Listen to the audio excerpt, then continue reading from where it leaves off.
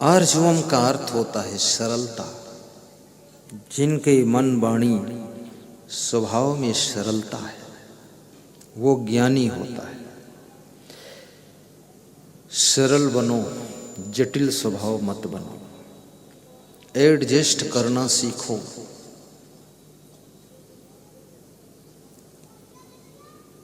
आचार्य उपासनम, जो आचार्य पुरुषों की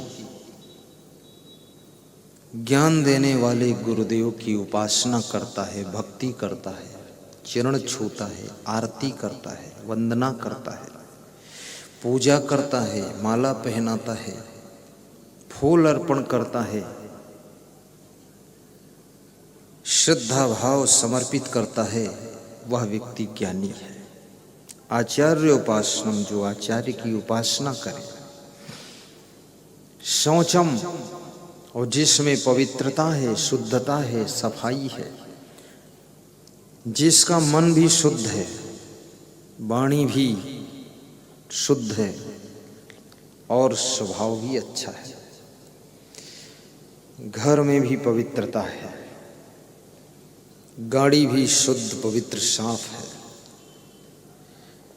जिसका भोजन भी शुद्ध पवित्र है, ऐसा वैसा खान पान नहीं है। शाकाहारी भोजन, अल्पाहारी भोजन, फलाहारी भोजन, दूधाहारी भोजन।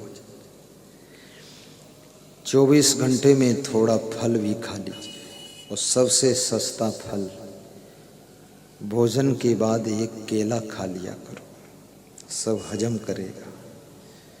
सवेरे एक मूली, 2 गाजर, 1 टमाटर, थोड़ा थोड़ा टुकड़ा काट के छोटा छोटा, हरी मिर्च टुकड़ा काट के सेंधा नमक मिलाकर चबा चबा कर नाश्ते में 7 दिनों में, सप्ताह में 5 दिन खा लो। पेट में भूख लगेगी, पेट भी कम होगा, वेट भी कम होगा, डाइजेशन सिस्टम स्ट्रांग होगा, कब्जियत खत्म होगी, ताजगी लगेगी, बुद्धि का स्मरण बढ़ेगा। जब तक भूख न लगे भोजन मत कीजिए, कम से कम खाकर भी देखिए। अधिक कठोर श्रम करते हो तो थोड़ा भोजन की खुराक बढ़ाना पड़ेगा। यदि हार्ड वर्क नहीं है, स्मार्ट वर्क आपके पास है, भोजन बहुत कम लीजिए। शौचम, और भोजन पवित्र बनाइए, शुद्ध बनाइए। कितने घरों में पवित्रता की बहुत बड़ी कमी है, गंदगी बहुत है, बिना हाथ धोए आटा मार दिया जाता है, बीच में पसीना आया, मस्तक में पोंछ लिया और उसको भी आटा में मार दिया जाता है।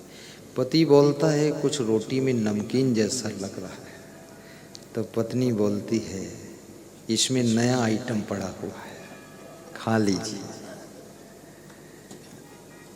कई बार रोटियों में बाल निकलता है। पति अपनी पत्नी से प्रेम तो करता है, लेकिन एक बाल से उसको नफरत हो जाती है कि बाल क्यों। भोजन में बाल नहीं गिरना चाहिए, बाल को गंदा माना जाता है। सब्जी भी ठीक से काटिए, उसमें कीड़े देखकर काटिए, कीड़े मकोड़े जल्दबाजी में काट कर मत पकाइए। दाल चावल में भी ठीक से चेक कीजिए कीड़े तो नहीं है। आटा खुला छोड़ दोगे तो उसमें कीड़े पड़ जाएंगे, नमी जहाँ आएगी उसको भी अच्छी तरह रख रखाव कीजिए। मूर्खा यत्र न पूज्यन्ते धान्यम यत्र सुसंचितम दाम्पत्य कलहो नास्ति, श्री स्वयं मांगता। जिसके यहाँ मूर्खों का सम्मान नहीं होता है, बुद्धिमान का आदर होता है। अन्न के एक एक दाने को संग्रह करके संभाल कर सुरक्षित रखा जाता है। जिस घर में दंपति जीवन में कलह कलेश नहीं होता है, उस घर में लक्ष्मी का निवास रहता है। आपस में लड़ने वाले लोग लक्ष्मी विहीन हो जाते हैं।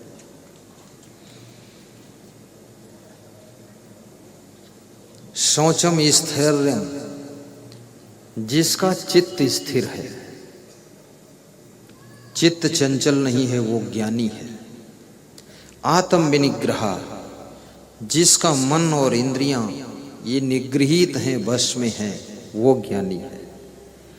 इस तरह से 5 श्लोकों में ज्ञानी के लक्षण बताए गए। और बिना ज्ञान को प्राप्त हुए शांति नहीं मिलेगी। श्रद्धा लभते ज्ञानम तत्परः संयतेन्द्रियः ज्ञानम लब्ध्वा पराम शांतिमचिरेण अधिगच्छति। श्रद्धावान व्यक्ति को ज्ञान प्राप्त होता है, और जिसको ज्ञान प्राप्त होता है उसकी इंद्रियां संयम में बंध जाती है, और वह व्यक्ति इंद्रियों को जीत लेता है। जिसकी इंद्रियां वश में हैं तो समझ लेना उसे ज्ञान हो गया है, ज्ञान प्राप्त कर लिया है, ये उसका प्रमाण है। और जिसमें चंचलता है वो अज्ञानी है। और तत्पर, जो अपने आत्म कल्याण के लिए तत्पर हो गया है, भक्ति के लिए तत्पर है, सत्संग के लिए तत्पर है। आज मनुष्य संसार में कितना भूला हुआ है। कितने लोग तो अपने शरीर के लिए भी जागे नहीं है, शरीर के लिए भी सो रहे हैं। माया मोह में पड़ करके शरीर का स्वास्थ्य खो दिया है।